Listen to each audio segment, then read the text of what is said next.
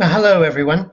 Um, Give us a moment while we get the slides up. It's really kind of you to come along today. And I must say, I agree with everyone. This is a whole lot better sitting in my office than it would be walking around campus with the weather the way it is today. So I'm hoping that even though we can't all be in person, it does mean more people can attend and we all get to stay dry. So what I want to talk about today is women and the scientific revolution. And in doing so, I want to look at a number of areas, issues. The first is simply to demonstrate that there is considerably greater involvement by women in the scientific revolution than one might know from the standard narrative. And second, to suggest that an historiographical approach that says history is about great people tends to mean it becomes history is about great men. And that focus on the individual distorts any understanding of the role of women in the scientific revolution, and you might say in generally the role of women more broadly throughout history. And finally, I want to perhaps suggest some ideas about why the role of women is not more widely known.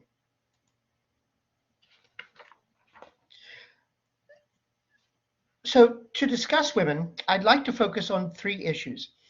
First, to consider specific individuals. So yes, I'm falling into the trap of the great person approach to history, but I think that it's important to remind us that if we're going to go down that approach, women are there.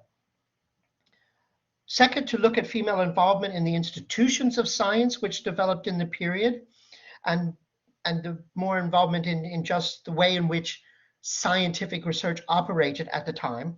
And finally, to consider whether the general views of society at the time made women less likely to participate and subsequently tends to downplay their involvement.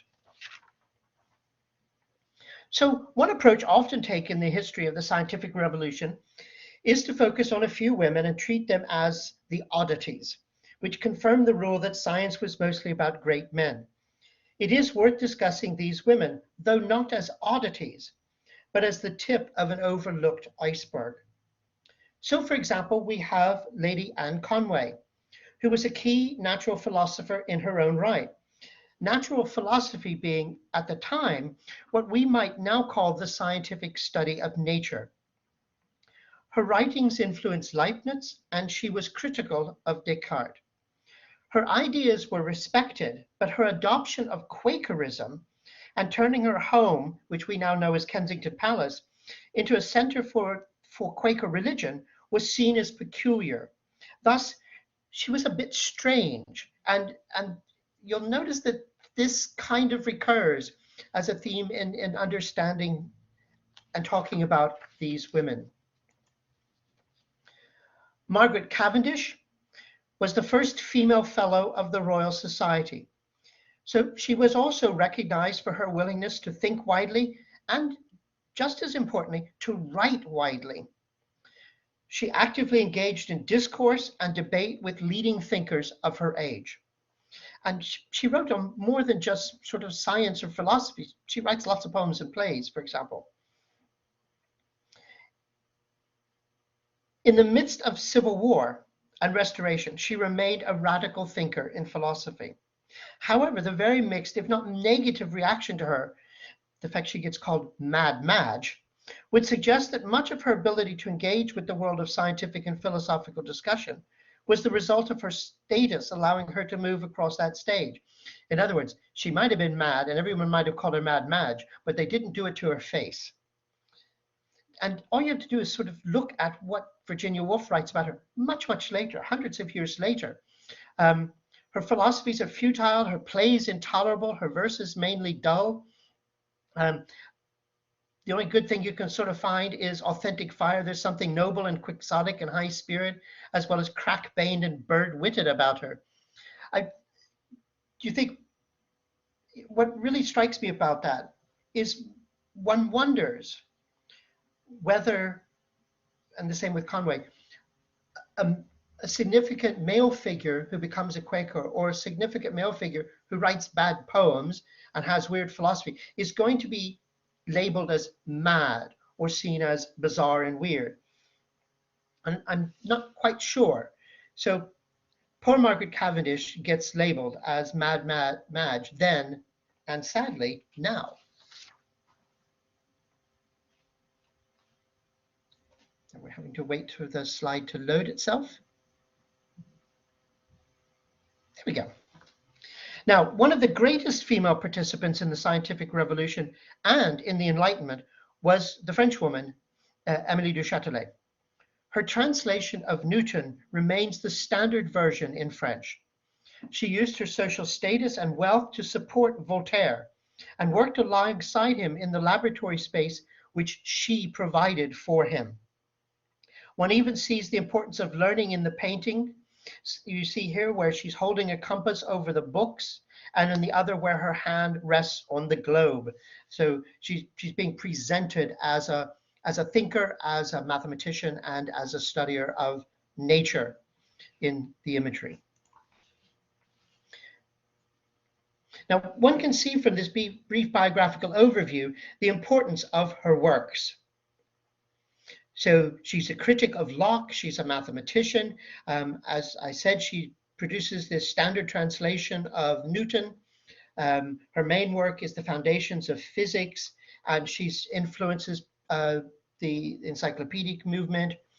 And as I said, she collaborates with Voltaire. But most importantly, her treatise on the properties of fire was awarded a joint prize with one by Voltaire, whose treatise took an opposing position. You almost get the idea that they probably, almost for the pleasure of it, decided between themselves to write opposing pieces. But the Academy awarded both of them a joint prize. In effect, the Academy was publicly putting her ideas on a par with his. And in the process, she became the first woman published by the Academy of Paris in 1738. However, this image makes a different point. Du Châtelet is presented as merely a mirror reflecting Newton's ideas, Newton writing in the desk below, into the eyes of Voltaire in the top, also with a globe and compass, so that he can produce his take on Newton. Thus she becomes the mere translator of Newton. This suggests a much more patriarchal and traditional understanding of the role of women more generally, as helpmates. So these key women I've discussed have some features in common. And what can we say about it? Well, first of all, they're almost treated as the saints, the female saints of the scientific revolution, along with Newton and the other great names. Their status and wealth are key. They are often linked to men. Perhaps most importantly, they are also often linked to radical ideas such as Quakerism or Voltaire's Enlightenment.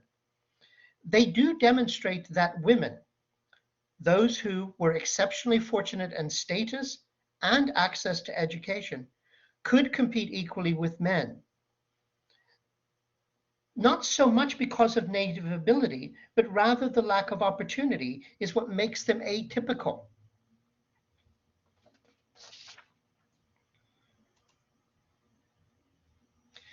For in general, women did play a more typical role, and that needs consideration. If you will, these are the unsung and as individuals, unknown women of science and medicine. Indeed, considering their role in birthing and general health in the vast majority of communities without male physicians or barber surgeons, women were the carers and medics of the early modern world. However, they also provided other key roles in the more well-known story of the scientific revolution in the areas of illustration and model making as skilled artists and craftspersons, and astronomy as trained assistants. Now, this is an example of an anatomical model, and it serves to make the general point. This was made by a woman. Women were often employed to prepare the basic tools, which were key to many scientific advances, and more importantly, their dissemination. So you could have information about the anatomy, but how do you spread that?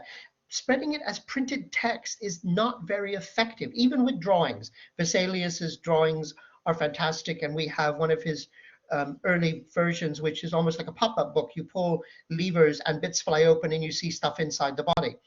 And it's all beautifully hand tinted. Wonderful. But that's not the same as seeing a full-size body. And that's where you need something like this model. And this is where the skill of these artisans, these female artisans, comes into their own. And yet they're more or less overlooked. You would just look at this in a museum and think, isn't that interesting? Without thinking about what it meant for the dissemination of knowledge. Just importantly were the women behind the scenes, often working as assistants or called assistants by the general narrative as we know it. For example, Elisabetta Koopman was important in the astronomical work of her husband, and she completed and edited for publication his greatest work after he died. She clearly knew as much about the work as he did, but unsurprisingly, his name is on the title page. A mere assistant, a mere note taker, isn't going to be able to take the notes and turn them into a polished piece of work.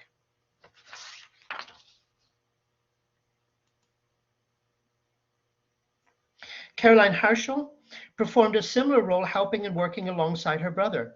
She is often treated as his secretary, but in fact, she was as often viewing the skies and noting information as he was. And we know this from the notations. It's just as often into her hand as his. Her eye is at the end of the telescope as often as his.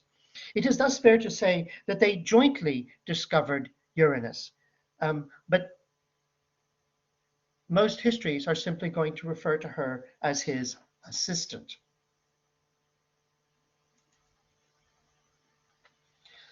Another role, which is often noted in the general and standard narrative, but is just as often downplayed, is the role of powerful and wealthy women as patrons. Again, it's important to note the importance of money and status. Women such as Elizabeth of Bohemia was a noted patron, but her own philosophical contributions are often eclipsed by a focus on her role as a patron. In other words, she's often treated as a mere facilitator of knowledge and scientific advance rather than as a participant. Christina of Tuscany, while not herself an author, played a key role in supporting the work of Galileo, and it's worth noting, actively corresponded with him and engaged in debates with him about the impact of his discoveries on the field of biblical interpretation. In other words, she wasn't just footing the bills, she was actively engaged with Galileo in his work. And he often felt the need not only to explain what he was doing, but to defend what he was doing in response to her letters critiquing his work.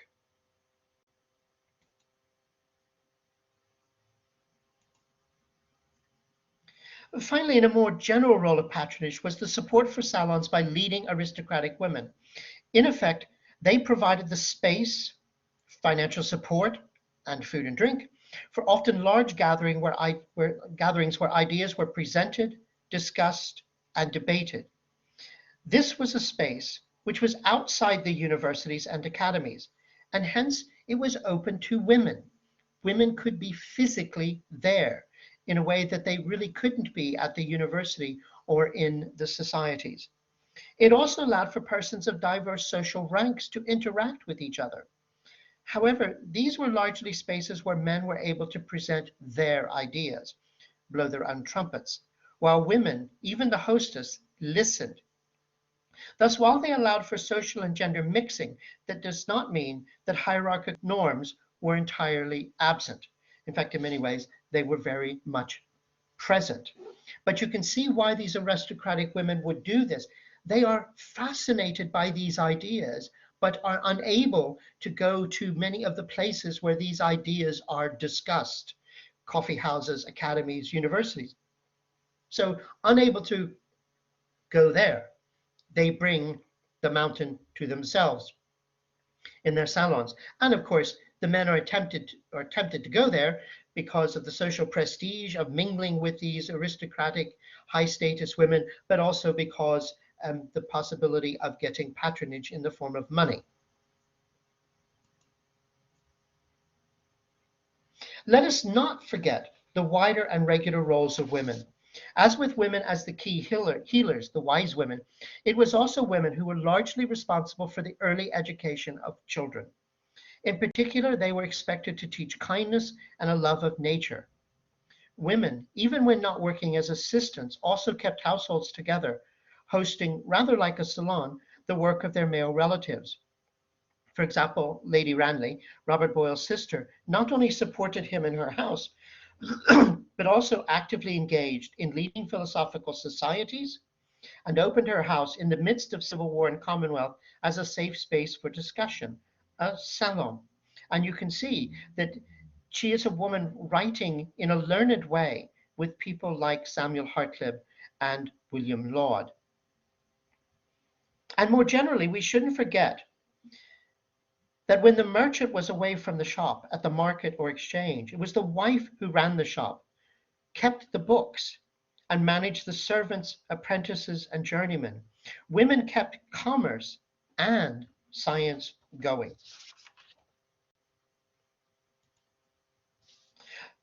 So why don't we see a bit more focus on women? Well, I think it's because society at the time didn't foreground their efforts, and we tend to follow in that rut, if you will. Society at the time generally overlooked and downplayed and even resented the active involvement in women as women in the affairs of men. Now, this was largely because of ingrained negative stereotypes about women as weak and changeable, and hysteria is the perfect example. Derived from the Greek word for womb, this was a female-only disease. The presence of the womb, indeed a wandering womb, meant women were less mentally stable.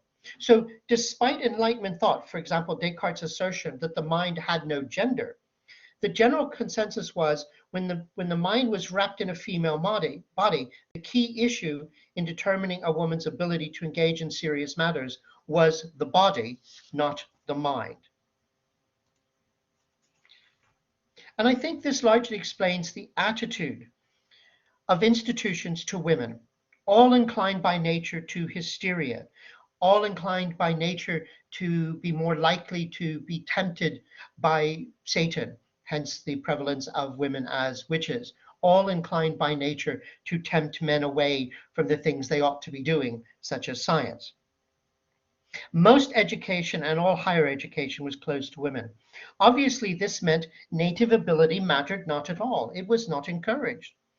The societies and academies were radical in their scientific ideas, but not in their ideas about women. Largely, these were old boys' clubs. In fact, they increasingly, like all male clubs, actively and explicitly excluded women. No matter how good you were, if you managed to get past the educational barrier, you still couldn't get to sit in the nice little leather chairs.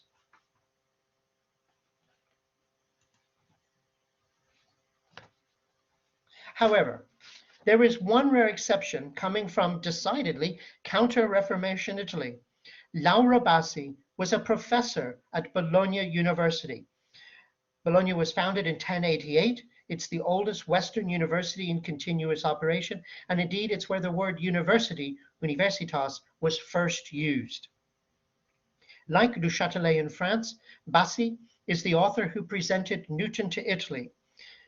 And you can see her career, doctorates, membership in leading academies, and indeed a chair of experimental physics eventually.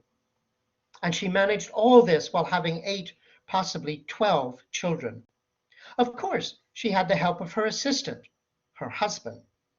Not only is she the mirror opposite of what one normally sees for women in the scientific revolution, she stands as an example of what many more women might have done had they been given access to education.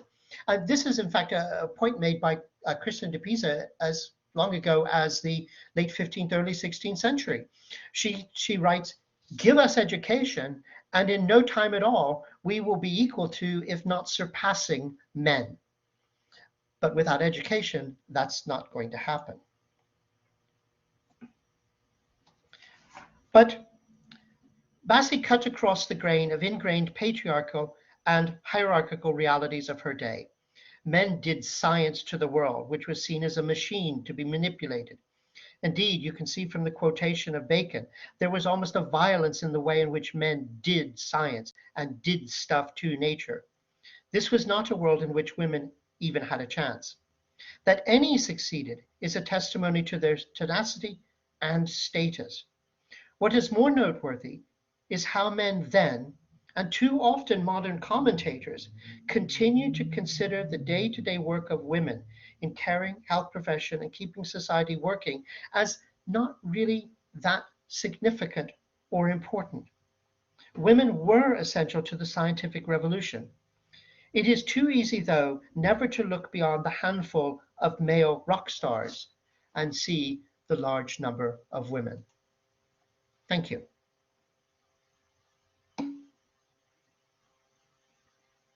Thank you very much. I'm just popping my video back on. There we go.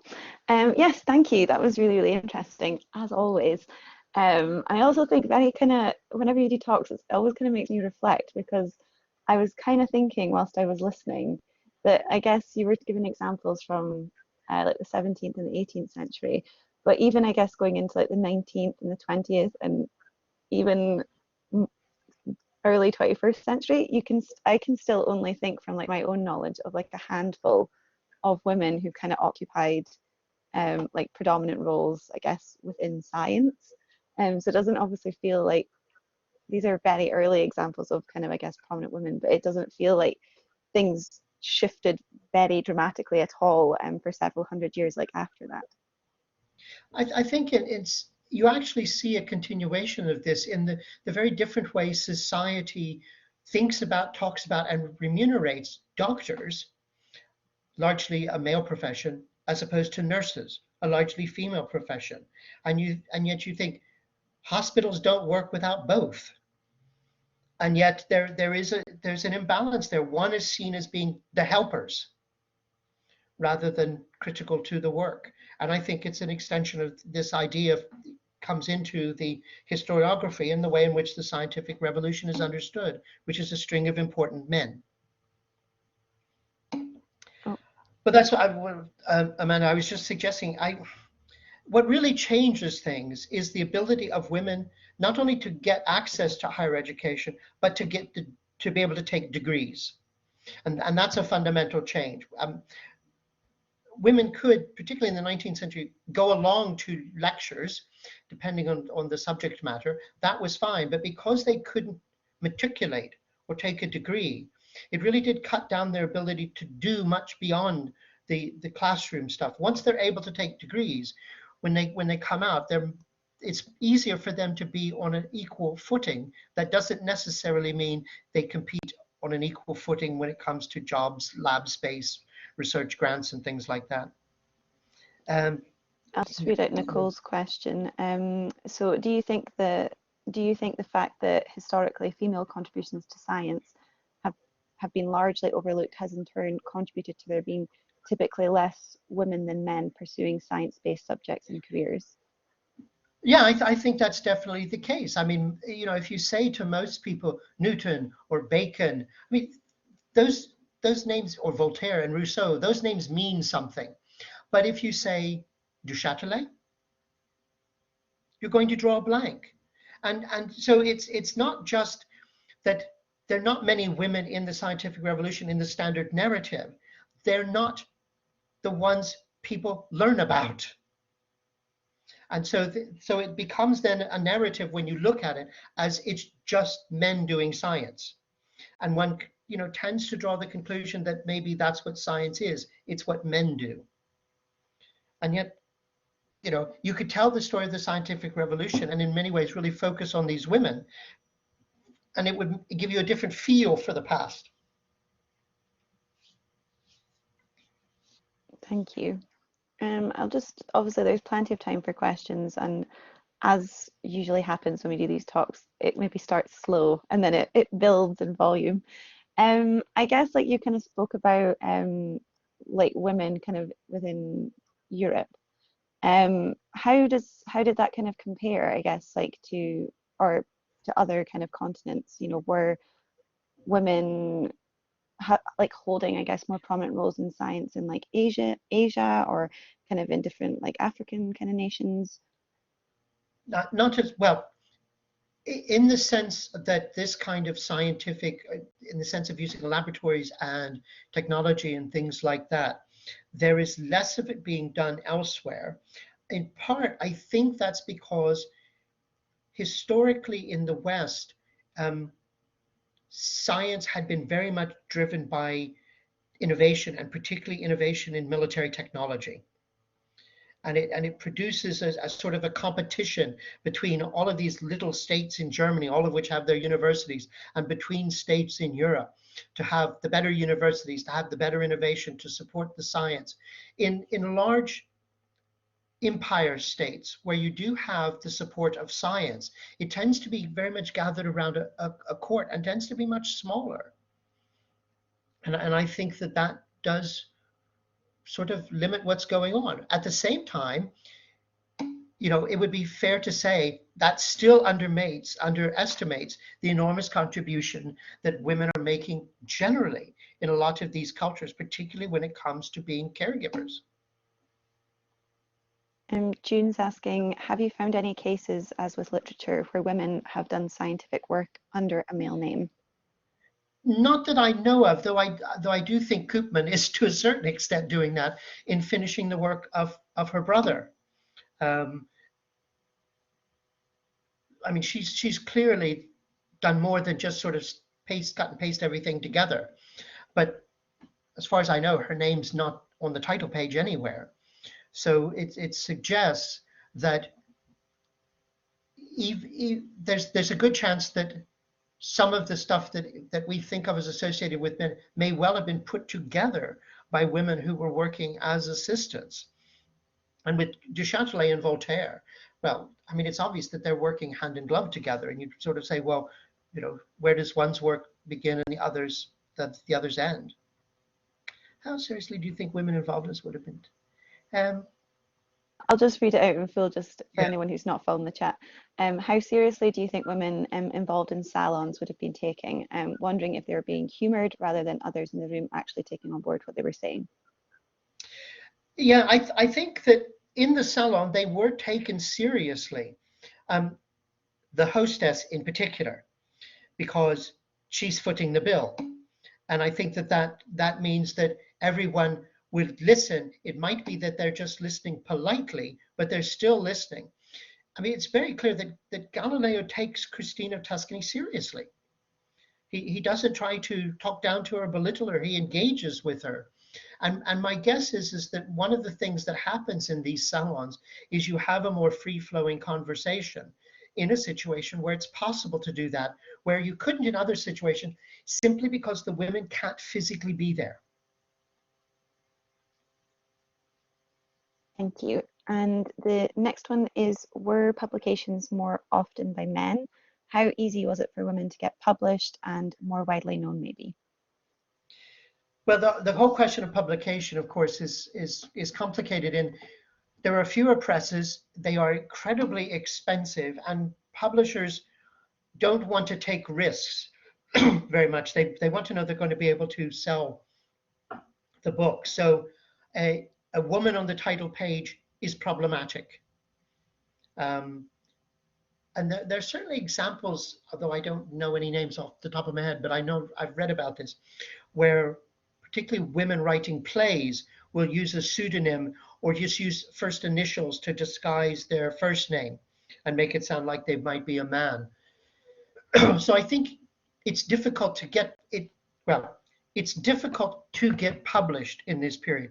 And one of the purposes of things like these scientific academies was to provide a sort of mutual support network, but also almost like a guild, to say to publishers, these are people that are serious and that you can take seriously, and you can publish their work because we've validated them by giving them this stamp of approval.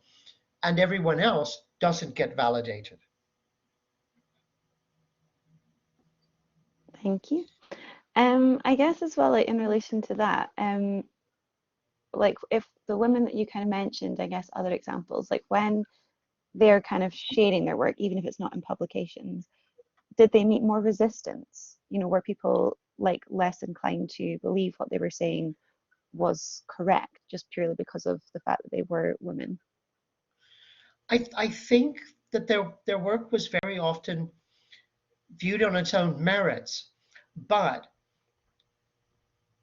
they could be, as Mad Madge, for example, be treated quite badly and in a way that wouldn't a man wouldn't be treated.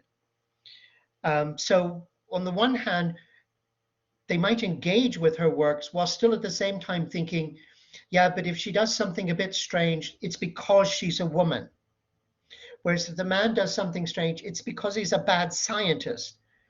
And I think that's the sort of difference you're going to get. A male Quaker, well, to be fair, a male Quaker is more likely to fall foul of the law than a female Quaker, because it kind of cuts both ways.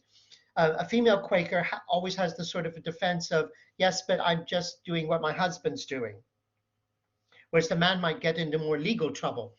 But I think the man would still be taken seriously, and his Quakerism would be seen as a serious belief rather than, well, it's not surprising that a woman's a Quaker because, women go after fads and things like that. And one of the criticisms of Quakerism, for example, is that it let women preach and gave women prominent roles. And, that was proof that it was kind of weird. Thank you. We've got a couple more questions. So I think generally girls who were educated were often taught different subjects. So how did women develop their scientific interests? Yeah, well, one of the great advantages of this period of time is if you could get access to education, you pretty well were much learning what more or less everyone else was. There wasn't a lot of stuff to learn. So if you could get access to it, you probably were getting more or less the same education. So what you tended to find is some of these leading women were often educated by the same tutors as their siblings, as their brothers. And very often they might be taking private lessons at university from the same lecturers that their brothers are being educated by, but their brothers are matriculated and they're not. So they have access to this, if they can get access to it, what they're getting is almost certainly the same type of education. They'll be getting a basic education in philosophy. They would be learning natural philosophy, all of that stuff.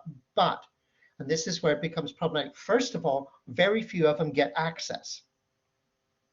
And then once you get access to it, getting access to, for example, as the question talks about laboratories, that sort of equipment can be very expensive. Well, in fact, it was very expensive. So being able to set that up, and one of the things that the Royal Academy, these academies do, is they allow men to club together to set up the laboratory space, because it's hard for any one of them to afford it. But of course, that space is closed to women. Where you get someone like Voltaire who's got access to space because du Châtelet's got money and lots of it.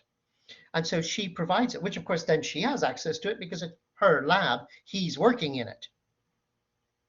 So that's where it becomes complicated. I think, I mean, if you think what a general education at this period of time was, you learned Latin, you then went and learned philosophy and rhetoric and things like that, and then you would learn, if you wanted to go to a higher level, you might do medicine, law, or theology. And what's really interesting is in some ways, because it's mechanical, because it involves technology and things like telescopes and microscopes, that's actually easier for a woman with a sort of a base general education to access than medicine, law, or theology, which are higher subjects. And they really are closed to women. Thank you. I guess that kind of answers the kind of two questions in one. This is like less focused on women, but just more, I guess, like again, like in a comparison between different nations.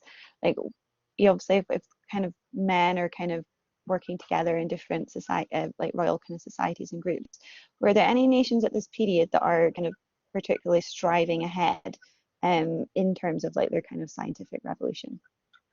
Not particularly. I mean, obviously the thing that makes a big difference is industrialization, which of course Britain industrializes a little bit faster than everyone else. And a lot of that, to be fair, you have to say is access to water power and large coal reserves and large iron reserves um, that are sort of spread out generally in a way that they can be used. So that helps. And of course, the wealth pouring into Britain from empire is allowing you to build canals and water mills and things like that in a rate that other places can't. But it's always important to remember when we talk about these scientific revolution people, they're all writing to each other. They may not physically ever meet each other, but they know each other. They write back and forth a lot. And of course, they always have the advantage that they can always write to each other, if not in Latin, in French, because they will all know French. They will all know Latin. So they just correspond with each other all the time. And we tend to see these national boundaries as boundaries. If you're an educated person this period of time, those boundaries simply don't exist because there's no linguistic boundary. If you go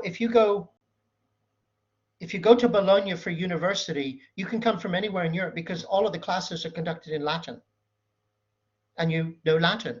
And so if you're a lecturer in Bologna and you decide to get a job in Krakow, you can, because your lectures are the same. They're in Latin. Now, of course, your cleaning persons might, and your domestic servants will speak Polish, which might be problematic. Though if you hire good ones, they're probably going to speak some French, as would you.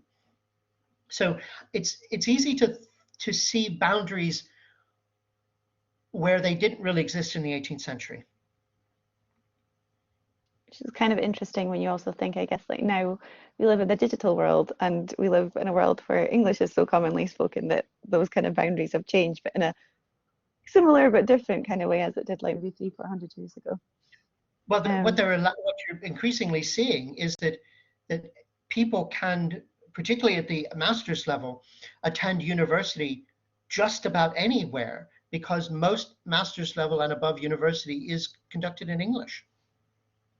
So you have that sort of common language again, which means that it's a lot easier to move across boundaries without even really thinking about it, which of course is exactly what they did. And a perfect, where that you really see that is in a place like Scotland, where it was absolutely standard. You get your undergraduate degree at one of the four ancients, and then you go somewhere else.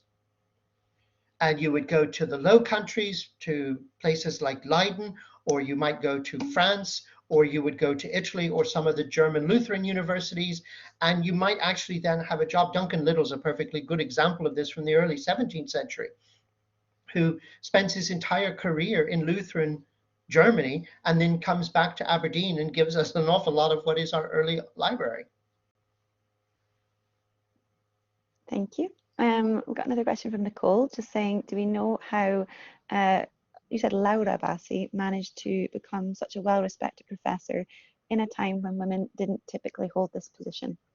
Try to make sure my pronunciation was correct. As far as we can tell, her father is sort of very important in the University of Bologna, and is introducing his daughter not only to education, but also to the other lecturers and professors at the University of Bologna. And they just recognize that she's brilliant, and they encourage her. And because of her brilliance, they just effectively do all of these things that supposedly they shouldn't be doing, which is giving her jobs and making her a professor and stuff like that. But they just do. I think a lot of that is because they just know her personally, and they've known her since she was young. And they in effect, she's become a person to them rather than a woman. What really impresses me is that she managed to do all of this while having so many children. I mean, even today, you'd think that's going to make your career development really difficult. 8 children, how anyone did it in the 18th century is simply beyond me. Indeed. We've got one from June who's saying, like, you talk of women always being a sponsor of men in science. Would it have been difficult for women to bond together, as you said, and to get lab space or to work together? I think so. The problem would be Well, there would be a number of problems. First of all, there's so few of them with the kind of educational level to be working at that level. That would be one problem. Even if they did bond together and set up their own academy, the question would be who would take it seriously? And so mostly what they're spending their time doing well into the 19th century is trying to figure out how to get into the boys' clubs rather than setting up alternative clubs, because they're not dumb. That's where because they get set up first, they're almost like a guild. If you're not in, you just don't get in, and you're not going to get access, particularly to publishers and things like that, because a lot of these academies publish, as you saw with Du Châtelet and Voltaire, it's the academy that publishes their work. So the academy has its own press. So if you're in, you produce something, might be pretty mediocre, but it's going to get published because you're in the club. If you're not in the club, then you've got to find your own publisher. And that's going to be difficult. It's going to be very difficult to do if you're a woman. And I think you just wouldn't have the critical mass in any one given place to produce a rival sort of club. Thank you. It's also, it's important to remind ourselves when we say that, as I said, you look at Bassi and you think, wow, imagine what women would have been able to do had they had access to education. When we're talking about the men, we're talking about a really, really tiny part of the population. The bigger question is, imagine what would have happened if, the people down the pit had had access to education. Most of these societies, most men are in exactly the same boat as most women. Yeah, I think that's really interesting. It's all, even now you kind of continue to speak about how important education is and how that can kind of access to education can dramatically change people's lives. How many children could have grown up to cure cancer have simply starved to death in refugee camps? Mm-hmm. It's what we don't think about, how fortunate in a historical sense, but even in a global sense, the few people are who get access to education. Yep, definitely. We've got another question from Amanda. In medical science, I guess they were unable to access work on, like, working on corpses, etc. Yeah, as a general rule, anatomy classes were open to the public, but the public that were allowed in were men. It was not seen as being appropriate for women to be there. It's worth just saying, one of the interesting things about the ancient universities is our lectures in first and second year are public. And they're public, and that goes back historically to these sorts of times, when the idea is that anyone could wander in off the street and listen. Of course, the lectures would be given in Latin, so you had to wander off the street having already been taught Latin. But they were public lectures, and most of these universities, in some ways, lecturing was public. The tutoring was not public, and normally you had to pay you had to pay individually for it to the professor. Thank you. The next question is the gender barrier distinctly different from barriers of class, wealth, networks, etc.? No, I don't think it's different. I just think it's an additional barrier. So yes, if you don't have the class, wealth, and everything else, it doesn't matter whether you're a man or a woman. You're not going to get anywhere. If you have the wealth, status, etc., you still face a disability if you're a woman that a man doesn't face. So it's almost to say, no matter how you go down the pecking scale of whatever sort of way you want to sort of slice up society, men are going to be marginally advantaged over women. So I don't think it's distinctively different, but I think it is a, if you will, a barrier that cuts across all of the others. I mean, in the same way, you could say at this time, well, it's not going to help you if you happen to be from sub-Saharan Africa as well. There's another thing that would cut across class and things like that. So I agree. And I think, that's why I said we tend to forget that the vast majority of men in this period would also have no access to education. Thank you. Next one is there a difference in access to education in Scotland and in attitudes to becoming educated? Um, yes, to the extent that Reformed countries where the religion is of a Calvinist variety, although that has all kinds of sort of weird unpleasantness attached to it, nevertheless, Calvinism puts such a greater emphasis on educating everyone in a way that you don't really find necessarily in Lutheran countries and certainly not in the Anglican world. So the setting up of parish schools is something you find more common. And of course, Scotland has 4 universities.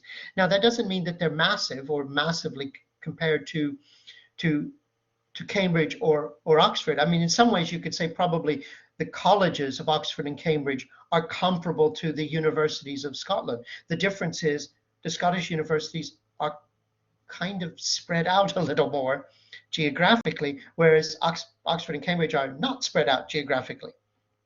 So I think the importance placed on everyone being able to read and write, pretty much regardless of gender, in Scotland is an important feature. You see that same feature in other reform polities like the Netherlands.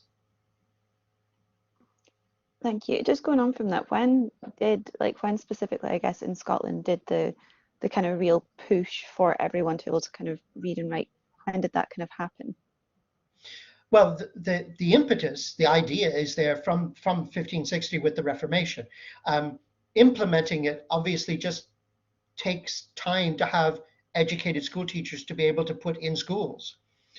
What is interesting in the Reformation in Scotland is that the church lands that were seized were not sold off by the crown to make money, which is what happens in England, and to a certain extent also happens in Lutheran Germany. They're seized by the state and sold by the state to wealthy aristocrats. In Scotland, they're seized by the state, but then the money that they produce, mostly through rents, is largely diverted to the support of a pastor and a school teacher. So there's a sort of a financial base there that makes it a little bit easier for the Kirk to push for these schools to be established. And also, a lot of Scottish towns, the large number of boroughs rather than diocesan cities means that, again, as I was saying with competition, these towns all kind of compete with each other and they all want to have schools. So, the grammar school in Scotland is really, in Aberdeen, is really old. I mean, it's centuries older than the university. And you think, why? Well, because the town thought, we want to educate our kids because this is what other towns are doing, and this is what towns are doing on the continent, and we need to keep up with the Joneses. So you could say the same thing in the south of France. A lot of towns in the south of France had city hospitals, city schools before the Reformation, but it's very interesting that those towns that had those were more likely to go Protestant than other places. So there's a sort of close connection between Renaissance humanism, the emphasis on education, and then being critical of the existing power structure and the church. It doesn't always produce Protestantism. France doesn't go Protestant, but where it does, you then see it continuing with this emphasis on education, particularly literacy. Thank you. Like side note, but it was interesting to find out more about that as well. There's still time for questions. If anyone else has any, please feel free to put them in the chat. We are also getting kind of closer to 5, so that could be a point where we wrap things up. I'm still keeping my eye on the chat just in case, but if everyone's kind of happy, then we can kind of leave it there. Thanks so much for another fantastic talk. We always really enjoy having you, and hopefully when we kind of launch our program next year, we will have another one with Bill. So yes, and thanks so much to everyone who's joined us this afternoon, or if you've joined us in your evening or your morning, thank you for joining us as well. And I hope that you enjoy the rest of your day. So thanks very much. Yeah, thank you, everyone. Take care.